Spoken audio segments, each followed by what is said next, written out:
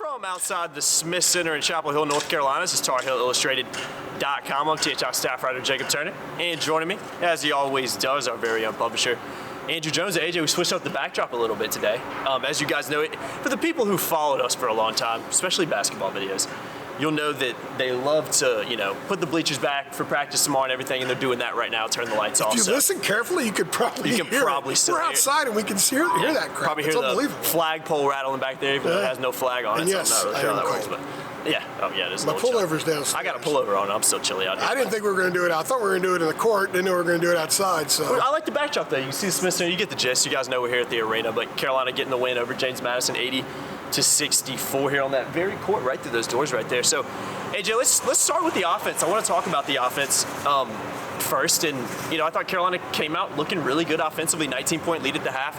It just looked like more of kind of what we've expected this season. There's always noise that follows us around here, isn't it? So we could go anywhere and somebody would come up with making some kind of loud noise. But AJ, offensively, I thought we saw Carolina, especially in that first half, look a little bit more like we've kind of expected them to see this year. They looked a lot better on the glass as well. We'll hit on that later in the game. Carolina 50-34 out rebounding James Madison. Big game for Armando Bacot, we'll hit on as well. But first half in particular, offensively, I thought we saw a little bit better version of North Carolina. Clicking, popping, connected, a lot of verve, a lot of spirit, a lot of energy. I thought the ball movement was really good. The spacing was good. They moved off of movement well. Yeah. The first three games we saw a lot of times just one guy was moving. Now one guy moved, and if you know basketball and you go back to camp when you're 12 years old, you're taught pass and cut away and guys move. It's sort of a symphony going on there, right? Well, we saw a little bit more of symphony offensively today. And the thing is, Caleb only had 3 points in the first half. They had 45, and I asked him about that. I know they have a lot of other scorers. He's like, that's cool. We have other scorers in this team, and if we get the 45 in the first half, however we get there, we get there. And I think that signified the attitude that they approached this game with. I do think they took James Madison very seriously. Madison came in here having beaten their opponents by 48.5 points a game. They won by 35 at Buffalo, which is a quality Mid-America Conference team that's been in the NCAA tournament. They were 19-11 last year, so that opened a lot of people's eyes. It opened my eyes, and I think it got the attention of this team. And we're going to get on the defensive stuff, but they really took JMU out of what JMU does. They didn't let JMU dominate defensively the way they have. JMU is averaging, forcing 22 turnovers a game, 12 steals a game. They had 4 steals today. Carolina was moving the ball well. They would get it to post. It didn't stay in the post for a long time. It went back out and it moved around. They got a lot of open looks. RJ Davis, I was asking a few guys about this, and I asked him about it. He's showing right now a next level sense of when to facilitate and when to be the aggressor and drive and try to score or just take a jump shot. There are some times where not a lot of stuff is there, and RJ's not going to pull it back out and dribble for 25 minutes. Sorry, we got a van behind us. Sorry, guys. Hoping somebody gets open. He's able, because he's a good distributor, he's able to get his shot because teams have to play off him a little bit. And that driving ability, teams play off him a little bit, he's able to hit some jump shots. I thought RJ was spectacular today. He's been their best player through 4 games. Absolutely. There's no doubt about it. RJ's been their best player through 4 games. Hubert told us Tuesday night, that he's the engine. RJ's the engine of this team. And I think we saw tonight that he is. And so far, 4 games in, if there's one guy that's played at about the level we thought he would, or maybe higher, it would be RJ Davis. And he was sensational tonight. Armando was very decisive. When he got the ball down low, he made his power moves. He didn't always convert, but he was getting a lot more of his own rebounding his own misses. And I thought the shots the other guys got out of the offense were really good looks. There were only a couple of tough shots. Caleb kind of forced a few, and I even asked him, I said, looked like your body language was a little off tonight. He understood. He's 5 for 27 from 3, so he's frustrated about that a little bit, but he still didn't let that affect his game. He was phenomenal defensively, and he still played with tremendous amount of energy. So the first half offensively is what this team wants to be moving forward. And if they can do that in Portland, the people are going to forget about the first 3 games and just recognize that those were opportunities to learn, and they have learned. Yeah, no doubt. I think it was a really solid performance from Carolina. They looked more like the team we expected tonight, especially on the glass, which I said we'll hit on in a little bit. I want to talk defensively too. Only 64 points for James Madison. I thought in the second half in particular, Carolina played really well defensively. Overall, just a little bit better of a defensive performance I thought we saw tonight from North Carolina, and not only from some different guys as well. I thought Seth Trimble made some nice moves. He's a really good defender. I know we already knew that, but he's going to be even better as he continues to age. But overall, I just thought we saw a little bit more. I don't know if bought in's the right word, but just maybe a little bit more attention to it, and played a little bit better defensively, which is a huge positive going into this tough stretch moving forward. Well, they were really sharp on the switches. Yeah. So they weren't very sharp the first 3 games of the switches. They had really good help side defense. Leaky got a steal from behind, helping out. Leaky's phenomenal defensively anyway. But here's the thing. They held JMU to 40 points below their average. And a couple of other things. I was really grinding. I actually went through, this is how I am. I went through every JMU game and charted all their layups and their dunks. They entered the game with 17 dunks. And they entered the game with 106 layup attempts. So 46% of their shot attempts coming in were dunks and layups. They had 2 dunks today, and they had 24 layup attempts, and they were 10 for 24. So Carolina challenged their shots. Not just they had a few open threes, but anything inside the 3-point circle was challenged. I really thought the Tar Heels they knew who the better shooters were. They knew who the better guys at cutting and all that kind of stuff. Where the scouting report, they totally embraced the scouting report is what I'm trying to say. And I thought that for the first time this year, they were that team. The team that they were offensively in the first half, they were that same team defensively in the first half, and for stretches in the second half too. Other than the 12-2 start, I thought they did a pretty good job there.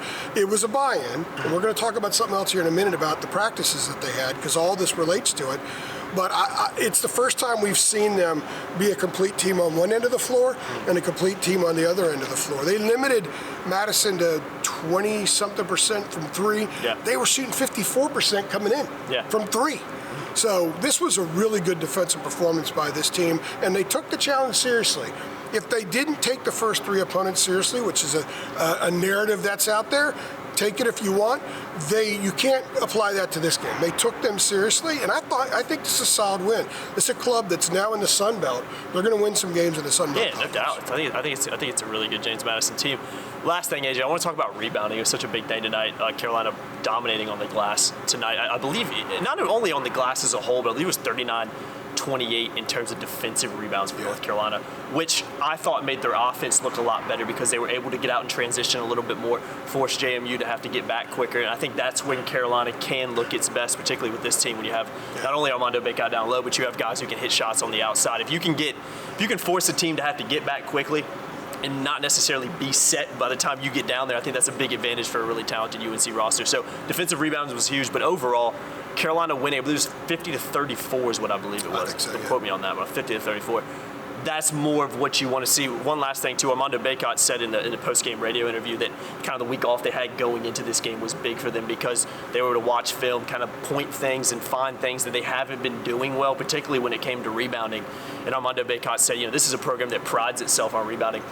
So this is more of what we expected to see. And it's no coincidence tonight that Carolina played better because they rebounded better. Armando had a career-high 23. Leaky had a career-high 12 rebounds. Yeah, I know. And I think what this was, I'm a big believer that rebounding, especially when you're North Carolina and you should dominate almost every game. They only lost rebounding battle 3 times last year. Tennessee up in Connecticut, Kentucky and Vegas and Duke here, and they got pounded. They got pounded all 3 games. So obviously, rebounding is the signature stat line of this program. So by winning the rebounding battle 50-34, to me it was the way they went about it. They had really hard practices Thursday, Friday, and Saturday. In fact, Armando said they had some of those bloody practices last year, and when Hubert brought it back, it was a little surprising that they had to do it in November, but they did. And so I asked Hubert about the practices, and he said Thursday, Friday, Saturday, they went after it. He split the team up. Instead of having starters go against reserves, or the quote-unquote blue team, if you will, he actually split them up. And he wanted them to fully compete. And as Hubert said, get after it. They got after it Thursday. They got after it Friday. They got after it on Saturday. And then Thursday after practice, Hubert told the team that he wanted them to write down their 3 primary goals. Like, what kind of defensive team do you want to be? What kind of rebounding team do you want to be? What kind of offensive team do you want to be? What do you want to be this team's signature? And he jokingly said, he wanted it Saturday morning. He jokingly said that He didn't expect them to have it. He figured they would forget. But not only did they remember, but it was typed up and laminated. And it was handed to him. And he said it was almost emotional because that's their care level. They showed their care, and that transferred over into the game today. What we saw was a team that cared, and people were saying that they didn't care the first three. That's why I'm throwing it out there. No, but we saw a team that had tremendous energy. We saw a team that was really intent on getting the jersey back. Yeah, for sure. What it says on the jersey, they played like that today. Disregard the fact that they only won by 16. They did a lot of intangible things that they will grow from, and I thought this was a solid win. And we may look back in a couple of months and say, you know what, that was a pretty good win. And it's a springboard win, because now they go to Portland. They have to play like this and better to come out with 3 wins in Portland. Then they go to Indiana, which is going to be a very difficult game. Yeah, it is. Then they go to Virginia Tech, which is going to be a really difficult game as well. So they needed this performance, and they needed this connection of a performance today before heading out of town. No doubt. No doubt about it. Armando Baker, I did say about, you said James Madison's a good opponent. He agreed. He said this is a team I think could make the NCAA tournament this season. They totally respected James. Yeah. He said they should. Overall, I think he said they were good at every position. They had a nice bench. They were a much better team than any of the 3 they played so no far. doubt. But, like I said, really solid win, really solid performance from North Carolina on both ends of the court, 80-64. Victory. AJ, like I said, road trip coming up. Big week for football coming up. We're not going to talk anymore about football, what happened last night, but rivalry week coming up this week as well. So it's going to be a pretty fun weekend. We got a lot of stuff coming over the next few days. No doubt about it. No doubt about it. I've been Jacob Turner. He's been Andrew Jones. Cold. Yeah. Very cold. I cannot feel my fingers. I just can't get, real quickly, I got to vent for a second. I can't get over the fact that, how long? We probably stood out here for 10 minutes before we started this video. And as soon as we hit record, about 8 4-wheelers drove by. And a big truck came driving up. We just can't win sometimes, is it? Yeah, at least the last time we did one on the football field, one of the helicopters of the hospital didn't fly over. we can't get away. We won that battle. What did George Costanza say? That's one for the good guys. That's one for the good guys, man. And I did hear a bleacher slam about 2 minutes ago as well, which reminded me of why we came out here. I'm cold. Let's end this. Yeah, let's end this, man. 80-64 win over James Madison. Again, I've been Jacob Turner. He's been Andrew Jones. Appreciate you watching. We'll see you in the next one. Thanks.